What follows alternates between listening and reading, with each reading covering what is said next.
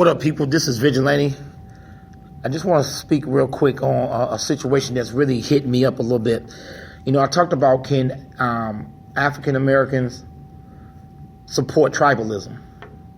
And I pretty much got that answer when I put the blog up a couple of days ago.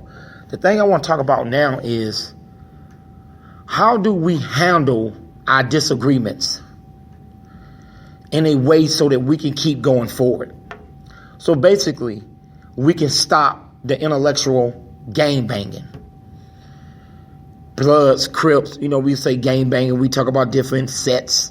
We have different sets of thinking when it comes to the black agenda. Everybody got their paths to get us to what we need to go. But yet, a lot of times we don't get along. So how do we find? Basically, it goes back to the question I asked before. Can tribalism work with us? Because so many people think different ways that should we just break off into sects and just go wherever you feel comfortable with? Because there's one thing about white supremacy that's very consistent. It will find ways to stop you from doing the things you need to do no matter what. And they're unified when it comes to that. But when you look at the black people or our people getting to what we need to get to build, to support, it's all over the place. It is all over the place. And if we think differently, the comments, coon, you name it, we all been guilty of calling somebody a coon when we when we disagree with them about how we should get to where we need to get to. How do we bring dialogue that's able to transform the people that may not be thinking the same way you think? Because, in other words, if we're intellectually gangbanging, we're still doing the same job that white supremacy wants to do. They want to take our greatest people, like they used to take the two slaves, and let them fight each other and see who wins. How do we get to this unfinished line? I keep saying unfinished line because I hear what we say we need to do, but yet we had only a few has got across there to actually be in a place where they can say that they got a little power to do what? Are we going to send that power back so other people can use it to get to where we need to get to, or is every man for themselves? Because the unity is not there. The oneness that we need to defeat white supremacy is not there. We can't even agree to boycott a place because they say, well, why do this? Just buy black. Okay, I'm with that. But why can't we still boycott the place to, everybody talk about the 1.1 trillion impact that we have. I talked about it too on boycotting, Black Friday.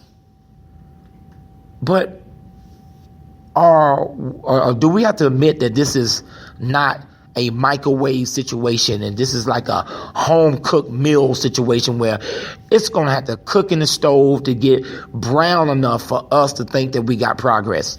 Because these microwave solutions are not working. And to me, it's giving white supremacy a greater weapon besides the weapon they already have, is themselves, is that we are pulling each other down. We disagree. Even in the inboxes, we go hard. We call people stupid, dumb. Who did this? We've bought into their mechanism of how they treat people.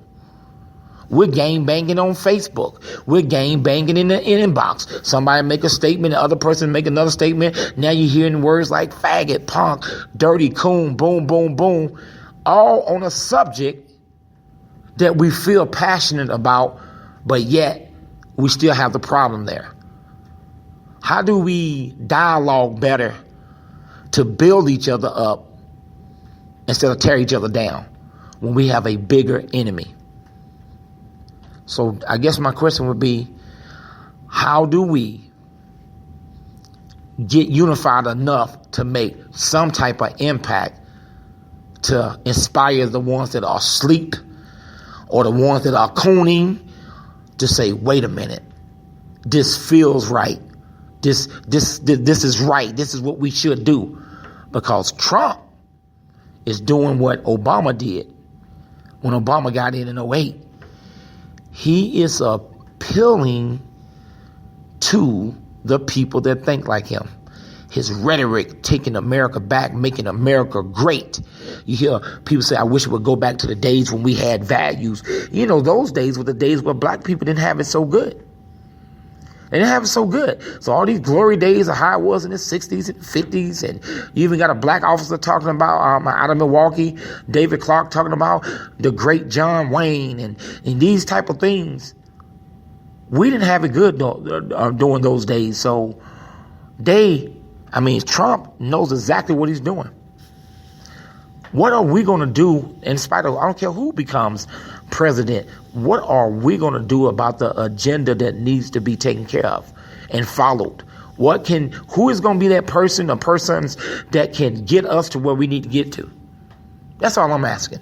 How can we do that? Because this fighting and going up against each other is playing right into white supremacy hands. Tell me what you think. This has been Vigilante, and I'm out.